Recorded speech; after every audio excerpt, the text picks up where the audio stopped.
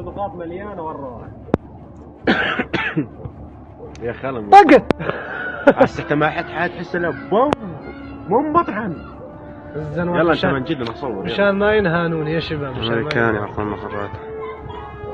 الله अकबर والعزة لله। अस्सलाम वालेकुम दोस्तों, बिना हमले के ही धू धू कर जला अमेरिका का Syria base. Iran America nuclear deal पर नई हलचल, पाबंदियों के बदले शर्त और अब ट्रंप को खुद उसके सलाहकारों की चेतावनी। तेहरान से डील एकदम आसान नहीं है।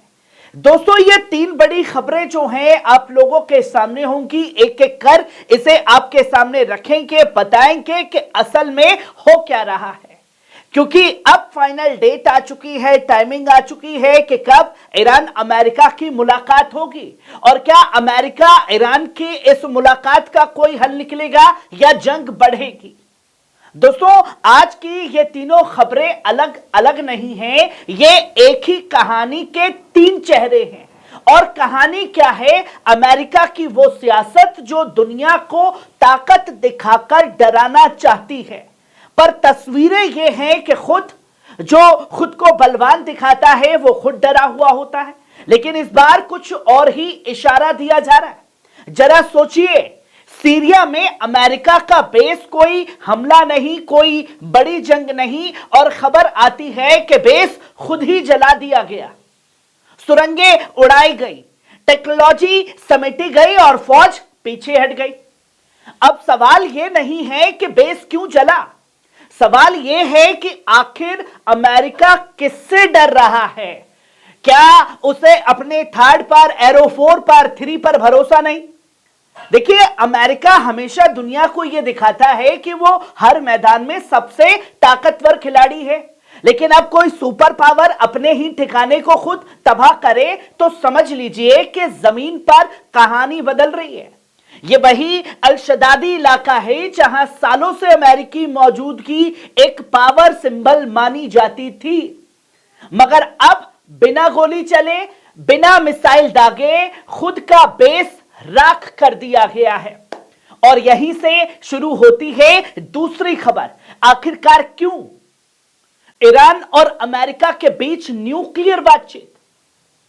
दोस्तों, मजीद तखत रवांची का इंटरव्यू आपने सुना होगा। तेहरान कहता है कि अगर पाबंदियां हटाओ तो हम भी कुछ रियायतों पर बात करेंगे। यानी पहली बार ईरान खुलकर कह रहा है कि बातचीत का दरवाजा बंद नहीं है, लेकिन साथ में साफ लाइन भी खींच दी है। मिसाइल प्रोग्राम पर कोई हाथ नहीं लगाएगा, रेजिस्टेंस पर कोई बातचीत नहीं होगी। अब यहां असली सियासत देखिए। एक तरफ जिनेवा में बातचीत की तैयारी हो चुकी है, दूसरी तरफ डोनाल्ड ट्रंप, नेतन्याहू मिलकर ईरान पर इकोनॉमिक दबाव बढ़ाने की बात कर रहे हैं।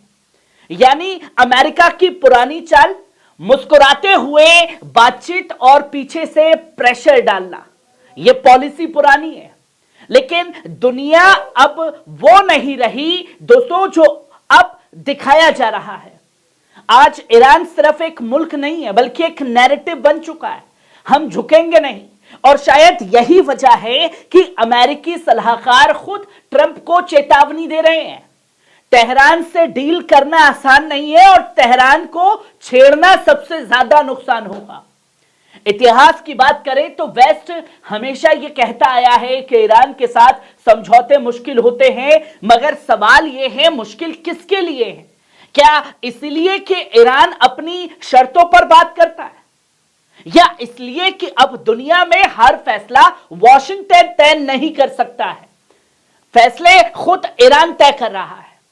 दोस्तों, अमेरिका की सबसे बड़ी स्ट्रेटजी रही है, पहले डर पैदा करो, फिर बातचीत की मेज लगाओ कि आओ दोस्त बात करते हैं।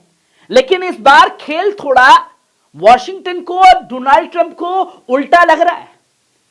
सीरिया में बेस का खुद जलना, मिडल ईस्ट में लगातार मिलिट्री मूवमेंट और जिनेवा में होने वाली बातचीत, ये सब एक ही तस्वीर के हिस्से हैं जो एक ही पहलू को बयान कर रहे हैं।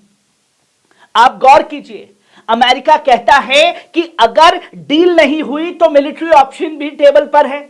मगर असली सवाल यह है कि अमेरिका वाकई जंग चाहता है या सिर्फ दबाव बनाकर डील अपने हिसाब से करना चाहता है। और यहीं से असली पॉलिटिक्स का असली सटायर शुरू होता है, जो डोनाल्ड ट्रंप दिखाने की कोशिश कर रहा है। अमेरिका दुनिया को डेमोक्रेसी का लेक्चर देता है, लेकिन खुद ही तय करना चाहता है कि कौन कितना यूरेनियम एनरिच करेगा। ईरान कहता है हमारा प्रोग्राम सिविलियन है। वॉशिंगटन कहता है नहीं भाई, ये बड़ा खतरा है मेरे बच्चे के लिए, जो नाजायज औलाद मैंने पाल रखी है मिडिल ईस्ट में। और इसी बहस के बीच पूरी दुनिया इंतजार करती रहती है कि अगली चाल कौन चलेगा। अब थोड़ा सीधा सवाल है, अगर ईरान इतना कमजोर है जैसा बार बार बताया जाता है, तो फिर अमेरिका को इतनी बेचैनी क्यों है? क्यों बेस खुद जलाने पड़ रहे हैं? क्यों सलाहकार ट्रंप को तारीखी मुश्किल का लेक्चर दे रहे हैं?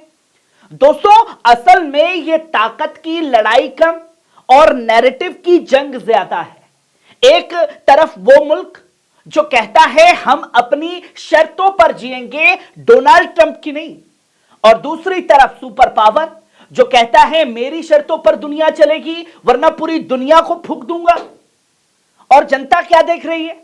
वो ये देख रही है कि बिना हमला हुए भी अमेरिका का बेस धू धू कर कर जल गया, और बातचीत की मेज पर वही ईरान बैठा है जिसे सालों से अलग थलग करने की कोशिश की गई, पर ईरान झुका नहीं, डटा रहा। ईरान टूटा नहीं, बल्कि सामने को तोड़ने की कुव्वत पैदा कर गया। हम यहां किसी जंग की बात नहीं कर रहे, मगर सियासत की चालों को समझना जरूरी है। अमेरिका यह चाहता है कि बातचीत भी चले और दबाव भी बना रहे। ईरान चाहता है कि पाबंदियां हटे और उसकी टेक्नोलॉजी पर उसका हक बना रहे, कोई दूसरा उसे ज्ञान न दे उसकी टेक्नोलॉजी पर। यानी असली लड़ाई हथियारों की नहीं है दोस्तों, यह शर्तों की है, खुद मुख्तारी की है। अब जिनेवा की मीटिंग बहुत अहम है। अगर यहां कोई रास्ता निकलता है तो मिडल ईस्ट में तनाव कम होने के चांसेस हैं, लेकिन अगर बातचीत फिर अटक गई तो वही पुराना खेल, धमकियां, पाबंदियां और मीडिया नैरेटिव। दोस्तों, ये खबरें हमें एक ही बात खास तौर पर समझा रही हैं, दुनिया की सियासत पूरी तरीके से बदल रही है। सुपर पावर का डर पहले जैसा असर अब नहीं दिखा पा रहा, और जिन मुल्कों को सालों तक दबाने की कोशिश हुई वो अब अपनी आवाज और ऊंची करके डोनाल्ड ट्रंप की आंख में आंख डाल करके सवाल कर रहे हैं। अब आप बताइए, क्या अमेरिका की यह नई स्ट्रेटजी कामयाब होगी, या मिडिल ईस्ट में ताकत का बैलेंस सच में बदल दिया है ईरान ने? अपनी राय जरूर लिखिए, क्योंकि सियासत सिर्फ हुकूमतों की नहीं, अवाम की भी होती है, और अवाम तय करती है कि कौन झुकेगा कौन नहीं झुकेगा। और ईरान की अवाम ने दुनिया को एक मैसेज दे दिया है कि ना उनकी अवाम झुकेगी, ना सेना, ना सरकार। अगर कोई झुकेगा तो वो है सिर्फ डोनाल्ड ट्रंप। खबर कैसी लगी कमेंट बॉक्स में आकर के अपनी राय जरूर दीजिएगा। शुक्रिया।